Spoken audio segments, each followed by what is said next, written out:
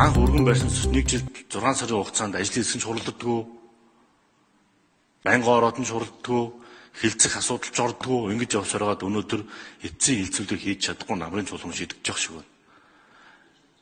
Ахаад 2 сар энэ хуулийг лобби явна гэсэн үг. Ахаад 2 сарын хугацаанд намрын чуулган ихэлт энэ хуулийг унгаах төлөө буцаах төлөө лобби явна гэсэн үг.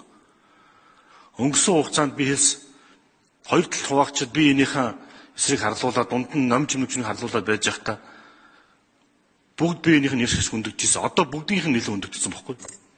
Тийм болохоор өмнөх лобби чи бүр хүчтэй явна. 9 сарын 15-нд намрын чуулганд энэ лобби улам хүчтэй явна.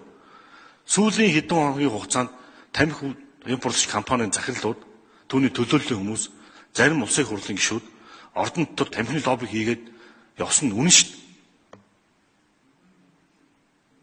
Бид нар ийм минутаас хизээ татгалцсан. Монголын парламент тамхичдын халаасны мөнгөнд багтаагүй шүү.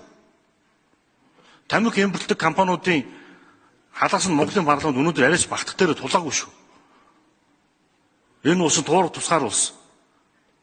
Ард түмэнтэй, түүний төлөөллийн байгууллагатай арай бас ингэж энэ Монгол улсыг парламентыг дөрнөж болохгүй. Нэг Солонгос, нэг Орос гарын үсэг зурчаад Монгол улсын ерөнхийлөгчд ханддаг ийм даварцсан үйлдэл гэж юу байдгийг. Хэрвээ наад хуулийн чинь батлах юм бол үндсэн хуулийн цэцэд үгүй шүүгээд анзаад байж байгаа гэж юу байдгийг. Хэрвээ энэ хууль батлагдах юм бол хууль бус тамхины худалдаа нэмэгдэнэ гэн. Монгол улс чи хилтэй, гайлтай, цагдаатай, тагнуултай. Хоёрдугаар тамхич овор хэмжээтэй учраас хэлээр улаан цаг хайр цагаас гүг яваад чадахгүй. Хэний дөрншлөөд байгаа.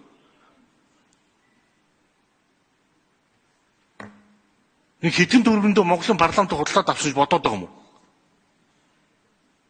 Би энийг бүр хандж хэлье. Хүүхд залуучуудыг яаж нэг цагийн өмнө ч гэсэн хорж урслаас хол байлгаа ихээр хоосон шидэд байгаа ямар учиртай. Хэдэн парламент дамжих гэсэн, хэдэн намрын чуулган дамжих гэсэн, хэдэн аврын чуулган байд дамжих гэсэн. Өргөн барьсан